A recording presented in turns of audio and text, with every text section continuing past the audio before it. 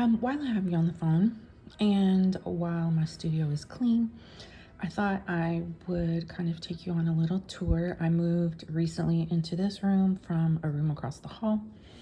This was originally designed to be a media room, so it does not have doors, but we did put up a curtain. So if we have guests or kids come over, then we can close this off and it's not so much of a temptation. Otherwise, it stays open. First thing you notice is the flat file, fantastic surface for writing or constructing anything. I use it all the time. I love it being here as an island in the middle of the room. It's 3 feet by 4 feet, so she's big. She's thick and we love her. This is my metal table. I keep a lot of storage here on my pegboard. And there's my blender for when I marble paper for making my carrageenan. Down here is recycle stuff for when I do jelly printing. A bunch of different things. These are for classes, just these little bins that are really handy to make marbling baths or craft projects of all different kinds.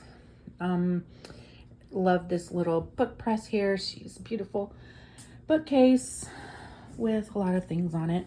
Here's my drying rack that I got from Blick many years ago when it was on sale, and she is gorgeous. I love having so many little slots to keep my dried papers. Down there in that little white bin is thread and different tools for bookbinding.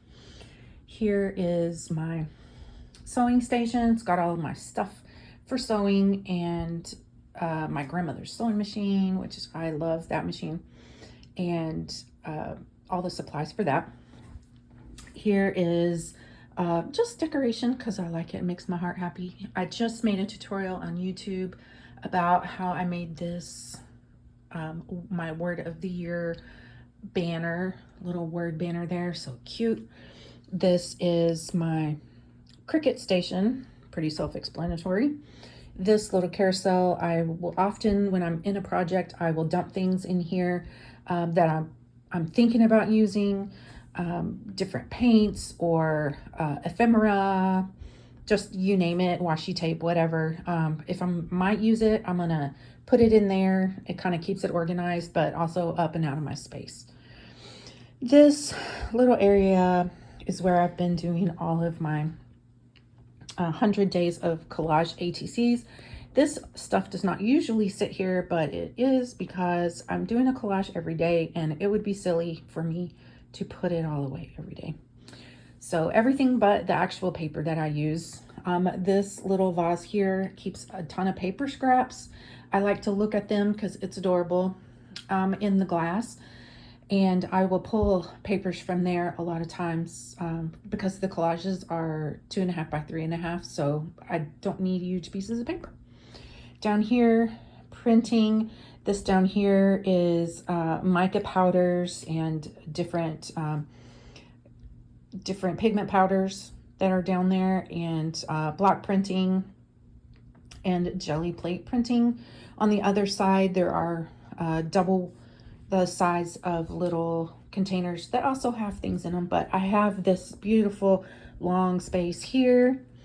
That is a photography setup. If y'all are interested, I can show a video about that. This across this wall here folds up into a little armoire. It's called a scrap box.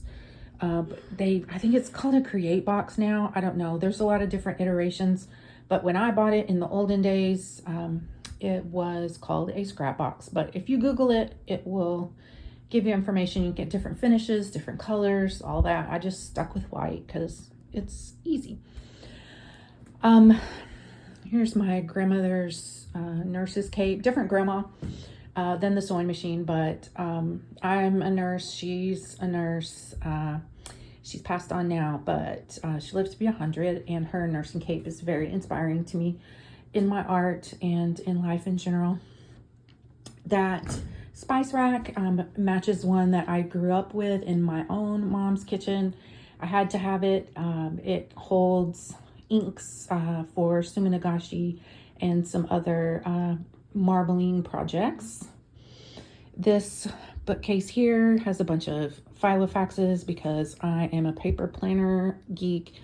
And then down here, these are all art books, technique and inspiration. And then these books down here were going to a landfill, but I rescued them and they will have new life in art. I put some pegs up here to hold my aprons, and oops, there you kind of have it in a nutshell. This is what I'm looking at. Tons of natural light, which is why I like to do my ATCs there instead of over here on this place, because the light is so good for filming during the day. And this faces south, so it gets a good amount of sun year round. So this is my muse, Diane. Didn't mention her before, but she's a whole nother story too. She's beautiful. So here we go. Thanks so much for watching. And if you have any questions, just drop them in the comments.